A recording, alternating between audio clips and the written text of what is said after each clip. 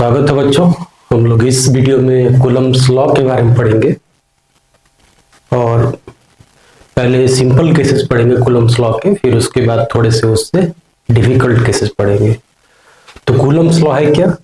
Coulomb's law ये कहता है कि अगर दो चार्जेस दिए गए हो Q1 Q2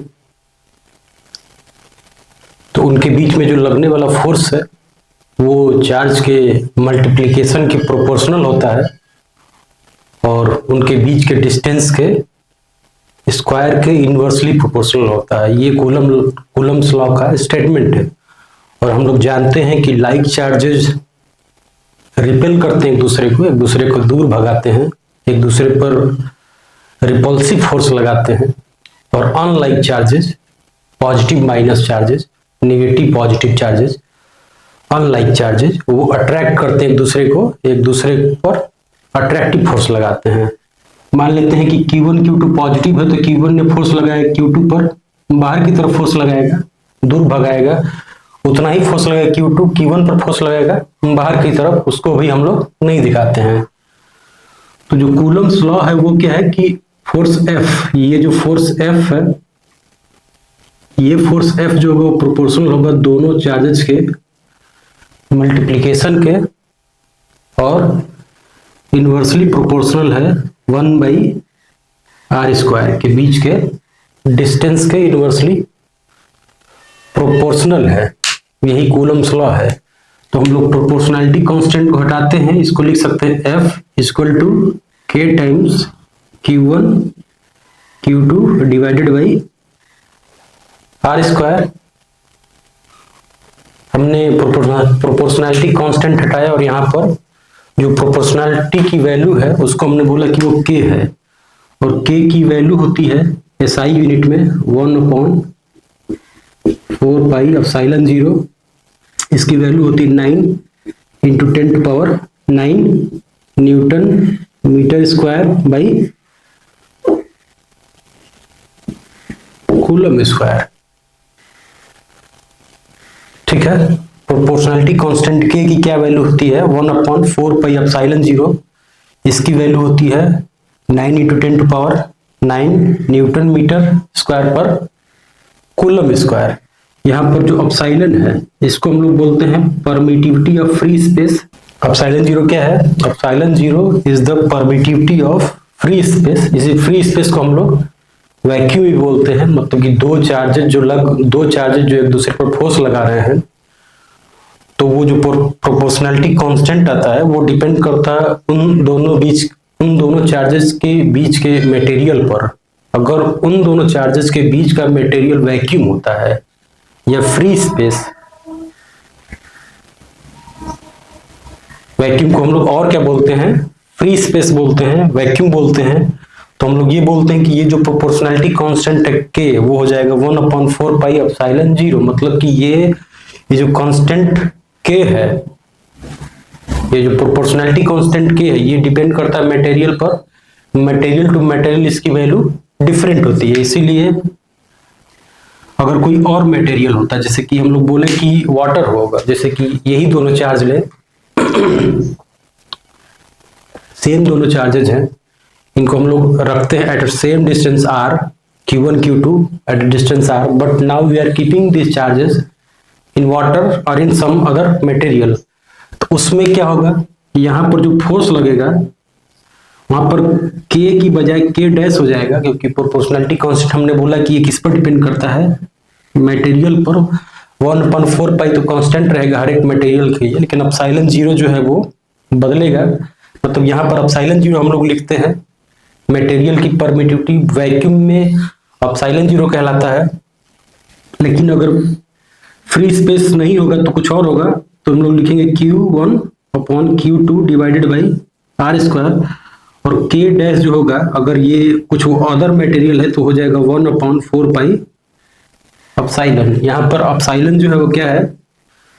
epsilon is permittivity of the material. ठीक है। इसका मतलब कि हम लोग ये भी बता सकते हैं कि इसका मतलब ये होता है कि एप्सिलॉन डिवाइडेड बाई एप्सिलॉन 0 इसको हम लोग बोलते हैं रिलेटिव परमिटिविटी। मतलब मटेरियल की जो परमिटिविटी है डिवाइडेड बाय फ्री स्पेस की परमिटिविटी, उसको हम लोग बोलते हैं रिलेटिव परमिटिविटी। रिलेटिव परमिटिविटी का कोई मैग्नीट्यूड, कोई भी डायमेंशन नहीं होगा, क्योंकि ये quantity permittivity of the material divided by permittivity of free space है, इसलिए इस क्वांटिटी का कोई भी,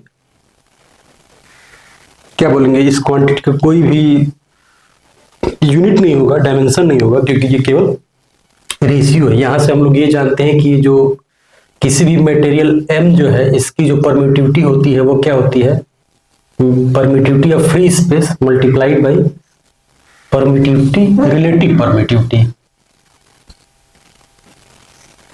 रिलेटिव परमिटिविटी मतलब ये है कि अगर दो चार्जेस, अगर हमें नॉन चार्ज रहे Q1 Q2, इसके बीच का डिस्टेंस अगर नॉन रहे, तो हम लोग इसके फोर्स अगर मेजर करें, डिफरेंट फोर्सेज को F, और ये हमने बोला कि F डैश है, तो हम लोग अलग अलग फोर्सेज को मेजर करेंगे, same charges at same distance, तो उनके बीच में जो लगने वाला फोर्स होगा वो क्या होगा, that will be inversely proportional to किस पर,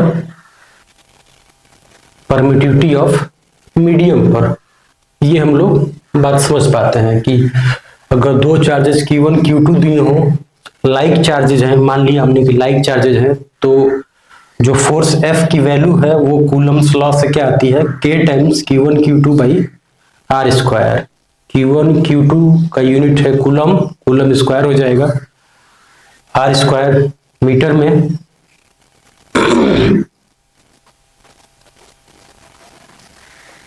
तो हम लोग जैसा कि अब जान रहे हैं कि ये दोनों चार्जेज एक दूसरे पर फोर्स लगा रहे हैं, ये दो चार्जेज हैं एक दूसरे पर फोर्स लगा रहे हैं, तो हम लोग वेक्टर पढ़े हुए हैं, तो अब हम लोग इसको केवल मैग्नीट्यूड बताने से काम नहीं चलेगा, हम लोग इसको क्या बताना चाहते हैं कि इसका वेक्टर फॉर्म क्या होगा। तो क्या हम लोग लिख सकते हैं वेक्टर फॉर्म, मान लेते हैं कि हमारा चार्ज Q1 ऐसे दिया हुआ है, चार्ज Q1 है,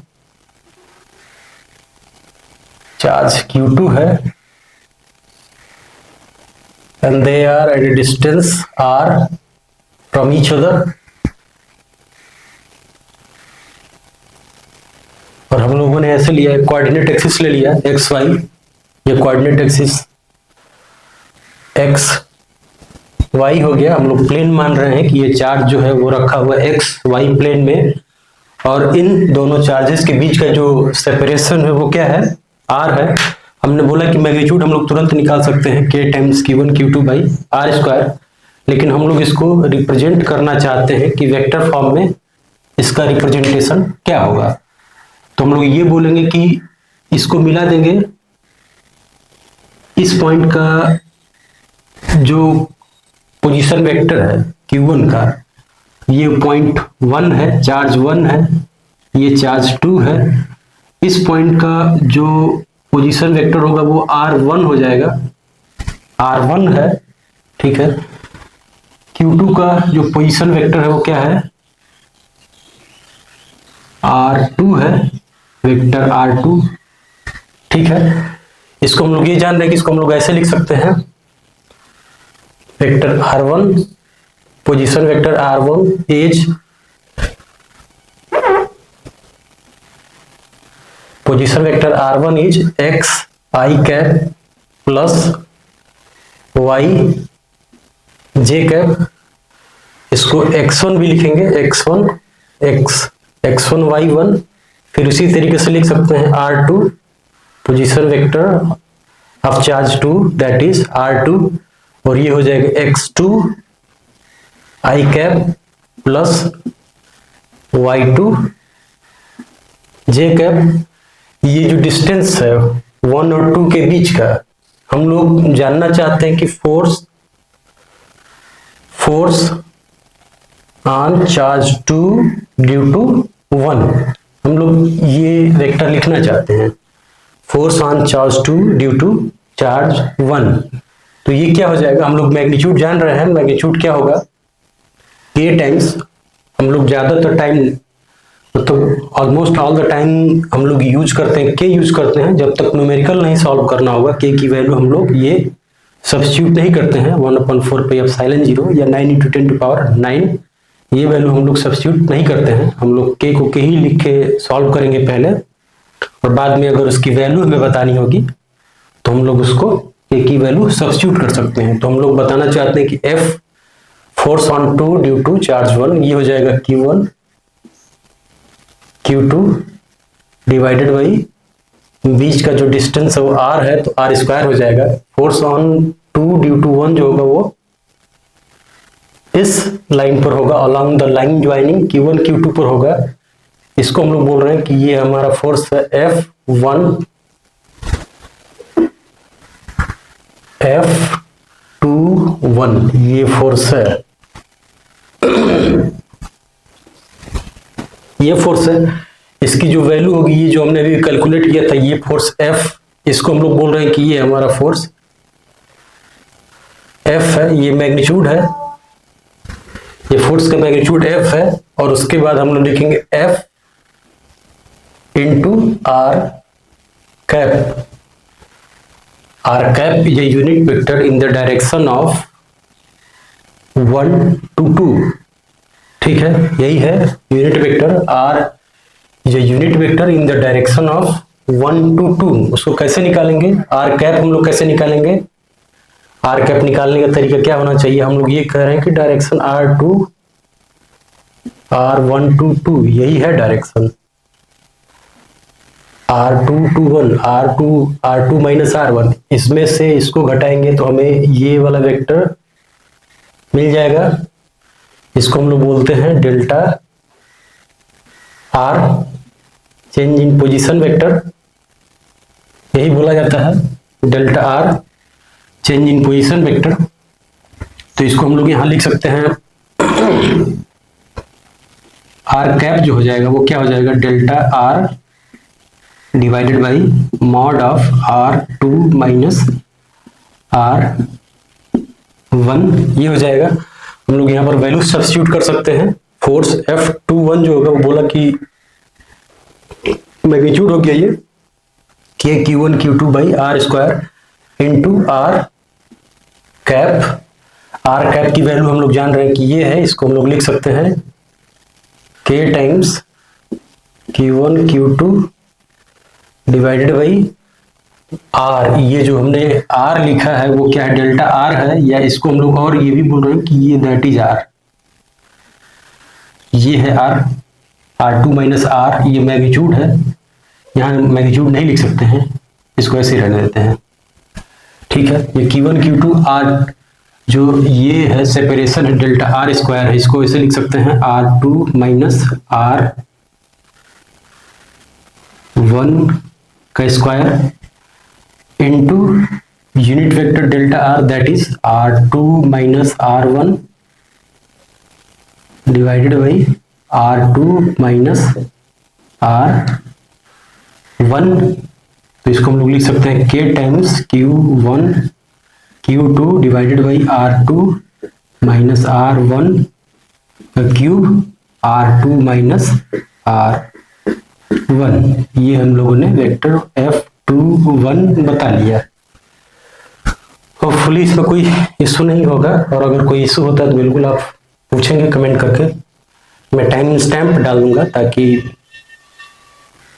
जहां पर भी इशू रहेगा वहां पर आप कमेंट करके बिल्कुल पूछ सकते हैं कि यहाँ पर इशू है। तो हम लोग बोल रहे हैं कि force on 2 due to 1 charge 1 हमने कैसे निकाला, हम लोग मैग्नीट्यूड निकालने का तरीका जान रहे हैं कि K times Q1 Q2 by R square, ये है। अब हमें केवल यूनिट वेक्टर फाइंड आउट करना, R कैप फाइंड आउट करना है in the direction of 1 to 2, इसके डायरेक्शन में हम लोग यूनिट वेक्टर फाइंड आउट करना चाहते हैं। ये हो जाएगा R2 माइनस R1, ये हो जाएगा डिस्टेंस या वेक्टर बोलेंगे R2 माइनस R1 हो जाएगा, ये वेक्टर हो जाएगा, उसी के मैग्नीट्यूड से डिवाइड कर देंगे तो हमें यूनिट वेक्टर मिल जाएगा। और ये हमने यहाँ पर यूनिट वेक्टर मल्टीप्लाई कर लिया और इसको हम लोगों ने सॉल्व कर लिया, तो ये हमारा वेक्टर फॉर्म में आ गया। तो यहाँ पर अब एक बात और ये है कि अगर हम लोगों ने फोर्स ऑन हमने फाइंड आउट कर लिया कि फोर्स ऑन 2 ड्यू टू 1 अगर हमने फाइंड कर लिया, हमने ये बताया कि ये है इन द वेक्टर फॉर्म, तो हम लोग ये भी बता सकते हैं कि फोर्स ऑन 1 ड्यू टू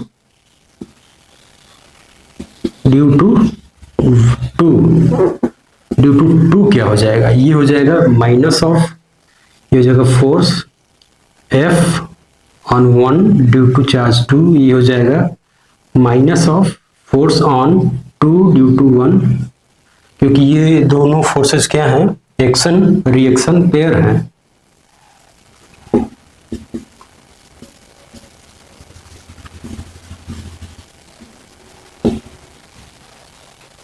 ठीक है, होपफुली इसमें कोई दिक्कत नहीं होगा। हम लोग क्या बोल रहे हैं,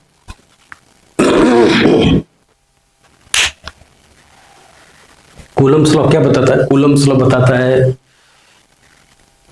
कि फोर्स दो चार्जेस के बीच में कितना लग रहा है उसकी वैल्यू बताता है। वो क्या है, कूलम्ब्स ने ऑब्जर्व किया कि वो डिपेंड करता है multiplication of charges Q1 Q2 divided by R square, इस पर डिपेंड करता है। प्रोपोर्शनलिटी कांस्टेंट हम लोग बोल रहे हैं कि K है, K is dependent on material, vacuum में उसकी वैल्यू है 9 × 10⁹, उसको हम लोग ये भी बोलते हैं 1/4 पाई एप्सिलॉन 0, इसकी वैक्यूम में वैल्यू है 9 × 10⁹। अगर मटेरियल बदलेगा, मतलब कि सेम चार्जेस को रखें at a same distance, but if we change the material, अगर जैसे फ्री स्पेस की बजाय उसको हम लोग वाटर में सबमर्ज कर दें, ठीक है, या किसी लिक्विड में दूसरे लिक्विड में सबमर्ज कर दें, तो ये जो फोर्स है सेम फोर्स बदल जाएगा, एफ डैश हो जाएगा, उसकी वैल्यू हो जाएगी, यहाँ जो प्रोपोर्शनलिटी कांस्टेंट है K डैश हो जाएगा, क्योंकि प्रोपोर्शनल ये जो परमिटिविटी है ये बदल जाएगा। हम लोग Q1 Q2 by R square ये तो सेम ही रहेगा, क्योंकि चार्जेस सेम है, डिस्टेंस सेम है, इसके बीच का K डैश बदल गया, K डैश की वैल्यू हो जाएगी 1/4 पाई एप्सिलॉन। हमने ये बोला कि ये जो परमिटिविटी ऑफ द मीडियम है वो बदल जाएगी, इसकी वैल्यू हम लोग ये जान रहे हैं कि एप्सिलॉन जो है वो क्या है, एप्सिलॉन किसी भी मटेरियल की जो परमिटिविटी है वो होती है permittivity of free space multiplied by relative permittivity. Relative permittivity कैसे डिफाइंड है, permittivity of free space divided by permittivity of material divided by permittivity of free space, इसको हम लोग ये ऐसे लिख सकते हैं, permittivity of material divided by permittivity of free space. और ये वैल्यू हम लोग कैसे फाइंड आउट कर सकते हैं, ये वैल्यू हम लोगों ने क्या बोला कि अगर हम लोग यहां से डिवाइड करते हैं F dash F by F dash अगर कर दे तो वो इसी के बराबर आएगा। अगर हम लोग इसको इक्वेशन 1 मान लें और इसको इक्वेशन 2 मान लें, ठीक है ना, तो ये हो जाएगा F dash by F dash जो होगा वो क्या हो जाएगा K बाई, ये जो वैल्यू है ये असल में ये भी है, ये K बाई K डैश है, K बाई K डैश है, और K बाई K डैश की वैल्यू लिखेंगे 1/4 पाई एप्सिलॉन 0, ये एप्सिलॉन 0 नीचे आ जाएगा और एप्सिलॉन की वैल्यू ऊपर पहुंच जाएगी। तो इस तरीके से हम लोग उस मटेरियल की परमिटिविटी भी फाइंड आउट कर सकते हैं। फोर्स हमने कैलकुलेट कर लिया, चार्जेस में नोन रहेंगे, Q1 Q2 चार्जेस नोन रहेंगे, बीच का डिस्टेंस नोन रहेगा, तो फोर्स नोन रहेगा। फोर्स तो हम लोग मेजर कर सकते हैं डायरेक्टली, तो फोर्स हम लोगों ने मेजर कर लिया, तो उससे हम लोग मटेरियल की परमिटिविटी फाइंड आउट कर सकते हैं। फिर हमने बोला कि फोर्स तो वेक्टर क्वांटिटी है, अभी हमने केवल ये मैग्नीट्यूड बताया है, और हम लोग बोल रहे हैं कि depending on the nature of charges, अगर लाइक चार्जेस हैं तो वो रिपेल करते हैं, एक दूसरे को दूर ढकेलते हैं। वही हमने क्या माना कि charges Q1 and Q2 are similar charges, like charges, positive charges, तो एक दूसरे को दूर ढकेल रहे हैं, फोर्स F लगा रहे हैं, रिपल्सिव फोर्स, रिपेलिंग फोर्स लगा रहे हैं, और इसकी वैल्यू हमने निकाली ये है। हम लोग अब इसको जानना चाहते हैं इन द वेक्टर फॉर्म, तो ये हमने लिखा इसका वेक्टर फॉर्म।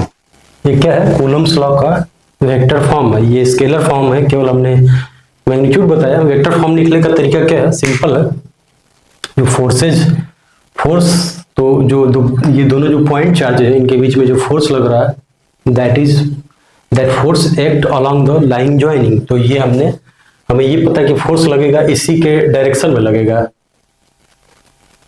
1 to 2 निकालना चाहते हैं, 2 पर ड्यू टू 1 निकालना चाहते हैं, तो फोर्स बाहर की तरफ लगेगा। इस फोर्स को हम लोगों ने बोला कि F21 है, और इसकी जो वैल्यू होगी वो यही वैल्यू रहेगी k times Q1 Q2 by R square. और इन द डायरेक्शन अगर 1 to 2 अगर हम लोग एक यूनिट वेक्टर बता लें, ठीक है ना, 1 to 2 अगर एक हम लोग यूनिट वेक्टर बता लेते हैं तो ये हमारा एक वेक्टर फॉर्मेट हो गया। अब ये हम लोग बोल रहे हैं कि आर कैप कैसे हम लोग निकालेंगे, ये जो यूनिट वेक्टर है इसकी वैल्यू कैसे निकालेंगे। हम लोग ये बोल रहे हैं कि आर जो होगा ये हो जाएगा, ये ऐसे लिख सकते हैं, R2 को ऐसे लिख सकते हैं, delta R is this R2 minus R1 हो गया ये, ठीक है, इन दिस डायरेक्शन, और डिवाइडेड बाई इसके मैग्नीट्यूड से ये यूनिट वेक्टर हो जाएगा। ये हमने यूनिट वेक्टर निकाल लिया, हम लोग इसको यहाँ मल्टीप्लाई कर देंगे तो ये हमारा F21 force on 2 due to 1 निकल जाएगा, और इसके हमें यूनिट वेक्टर मतलब वेक्टर फॉर्म में निकल गया। इसको हम लोगों ने ऐसे सॉल्व कर लिया फर्दर, ये R2 बाई R1 मतलब R2 minus R1 divided by mod of R2 minus R1, ये जो डिस्टेंस है वो सेम डिस्टेंस है ये, इसको हम लोगों ने यहाँ तक फर्दर सॉल्व कर लिया तो ये हमारा फोर्स ऐसे निकल गया।